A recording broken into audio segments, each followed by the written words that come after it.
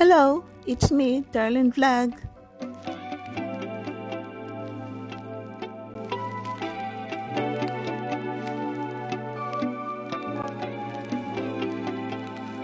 Hey mga ka-beautiful, mga kagwapa, mga kaganda, mga kalingap, mga ka-chomcard, it's me, Darlene Vlog. Good morning, good afternoon, good evening sa inyong lahat. Tayo nagbabalik sa ating reaction na naman.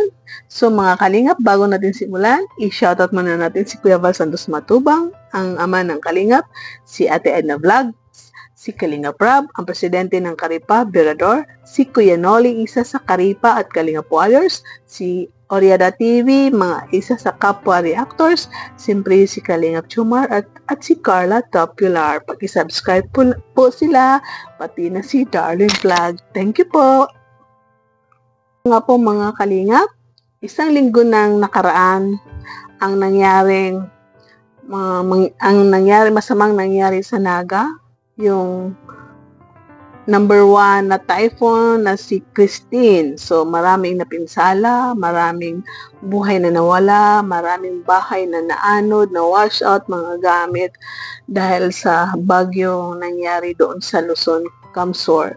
So ito na nga po, isa sa mga charity vloggers, ang Team Kalingap. Team Kalingap po. At tuloy-tuloy po ang pagtutulong nila sa mga nasalanta ng bagyo. At sa Lunes po, next week, pupunta po ang Team Kalingap, ang Kuya Val Santos Matubang, para magbigay ng tulong sa mga taong tinamaan ng bagyo, nawala ng bahay, pagkain, at kung ano-ano pa. Tutulungan po sila sa paghatid ng relief goods at pagkain. At kung may gusto kayong itulong po, puntahan ninyo po si Kalingap Rob sa kanyang page na 3 million PH. 3 million po.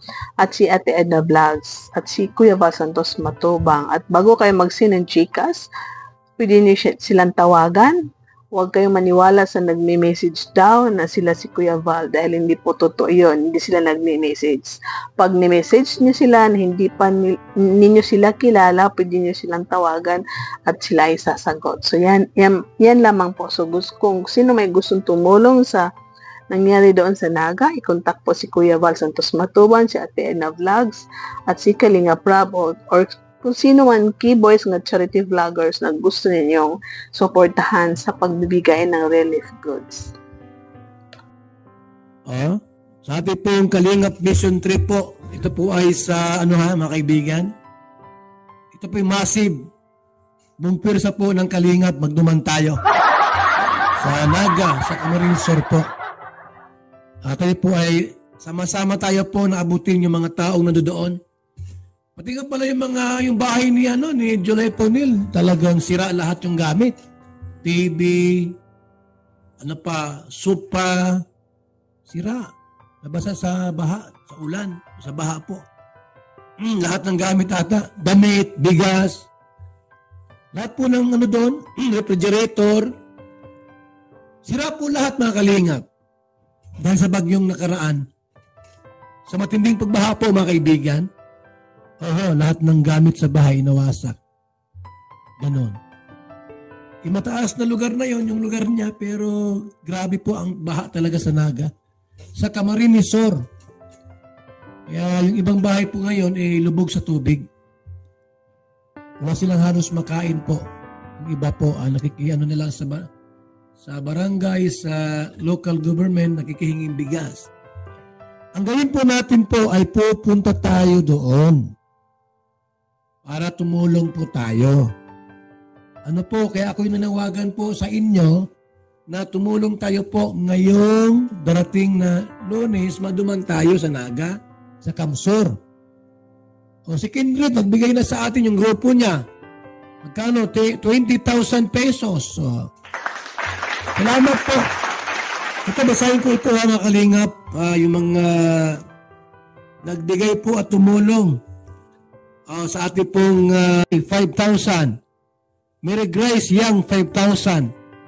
Maria Cilia Dacoro, 2,800. Beth Official, 1,530. Inday Siba, Darlene Molo, 500. Ate Cha. Nga po, isa po si Kalingap Chumar na charity vloggers na taga Naga, Nabwa, na ang kanyang family ay tinamaan din ng bagyo. Mabuti nga po, thank you Lord, dahil ligtas ang kanyang mga kapatid, ang kanyang mama at pamangkin. So yun lamang po, masaba ang balita dahil ang kanyang sasakyan na luma, ang luma niyang sasakyan na pinangalan ng Rice ay lumitaw sa tubig, siyempre dahil umagos ang mahaba ang tubig doon sa kanila sa Nabwa. So siyempre para yung sabi niya na parang nasira. So bago sila nakarating sa Nabwa, ipapakita natin ang video dahil nga po yung motor ni Jumar ay D-Max, hindi siya pwede sa malalim na tubig. Kinarga ito sa motor na medyo mataas at dinala doon sa medyo mababa na tubig. Bali, tinawid para makarating sa Naga doon sa Nabwa. So yun nga po, pagdating ni Kalingap Chumar doon, hindi na pinakita ang bahay nila, dumaan na sila doon. Hindi na pinakita kung ano nangyari, pero makita ninyo na quick lang, nakabilad ang damit sa labas, mga sofa, mga foam, at kung ano-ano pa na nabasa. At yun, namili siya ng grocery para ipamimigay daw.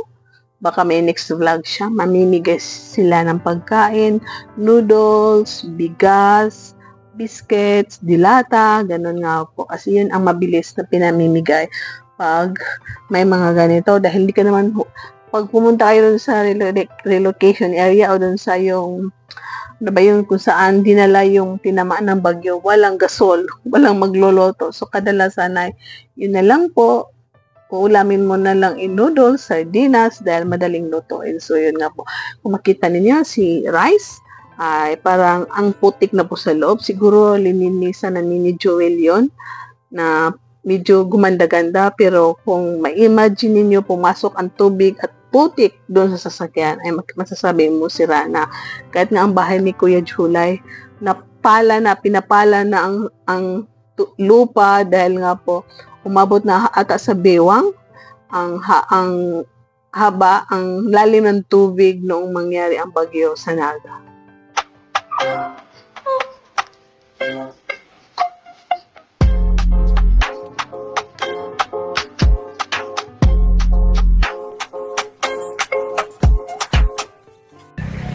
Try lang po namin mga kalingap.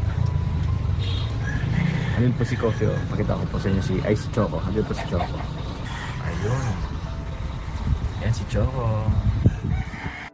Ayun po mga kalingap, punta na po kami. Ayun na po sila. Tayo na po.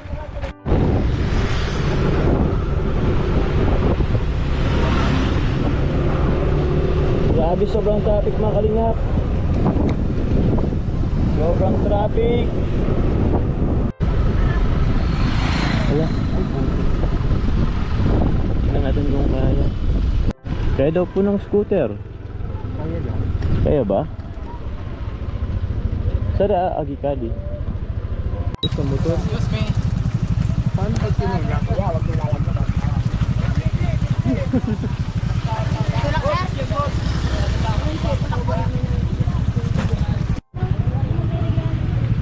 Ganito po ang sitwasyon dito po, oh. Nag-isip ako kung sasakay ko po yung si Coffee. Ay si Choco. Ay muna. Kayon bagaw. Ay uno man ha. Oh. Snano naman bagaw. Di na.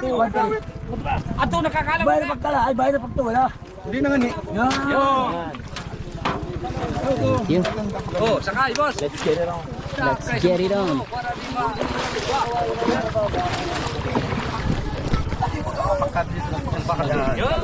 Yun, napapalaban po.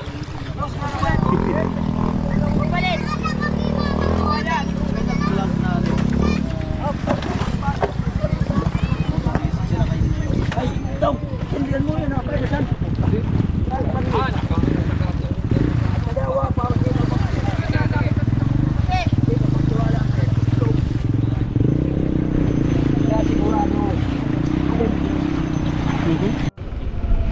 Daming sampay. Daming nilabhan.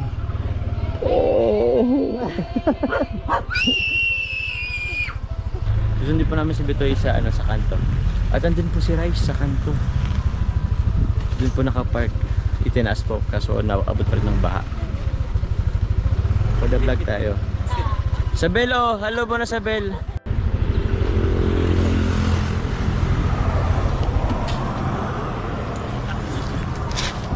Allah.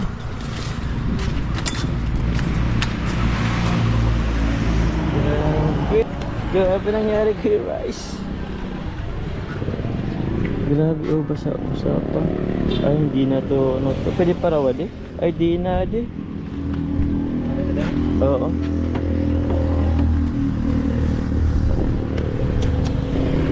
Wala na po. Di na po yata ito mapapaganabangan si Rice. Grabe po, oh. Sis. Naku po. Wala na yata itong pag-asa. Hmm?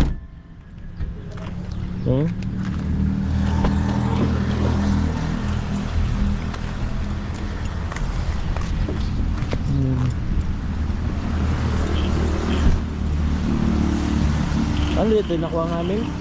Na ano to? Nako po. Wala na si Rice. Sayang.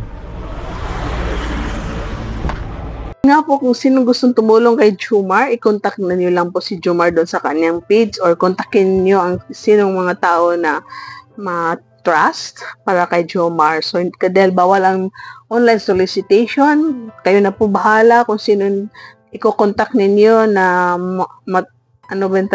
trustable person na makapagbigay kayo ng tulong kay Jomar. So yun nga po, thank you so much sa lahat na sumusuporta ng Kalingap program sa charity, pagbibigay ng tulong sa mga natamaan ng bagyo at kung ano-ano pa. Sa mga gustong tumulong po dyan, tawagin niyo po ang mga karapat-dapat kung sino ang bibigyan ng tulong. O nga po. So, thank you po. Sana i-subscribe niyo ang ating video. Paki-like po, paki-subscribe. Hindi pa na-subscribe dyan. Tuloy-tuloy lang po ang pagmamaraton ng mga video ni Kalingap Rab. Isali ang video ni Kuya Bal Santos Matubang. Gaya ng pagmamaraton ninyo kay Kalingap Jomar. So, go lang po ang pagmamaraton dahil malapit na ang 31. So, ituloy-tuloy lang po yan. Kung gusto niyo ang inyong mga manok, ang inyong sinusuportahan ay makapasok sa top 1 to 8. So, kayo na po bahala. Ingat kayo lagi sa lahat ng Jomcar community dyan. Lahat ng Team Kalingap supporters, Team Kalingap partners, Team Kalingap love teams. Mega love shoutout sa inyo lahat. Sa Jomcar fans for life, Solid Jomar supporters and marathoners, mega love shoutout sa inyo lahat. And thank you for watching and see you in my next vlog. God bless you and bye!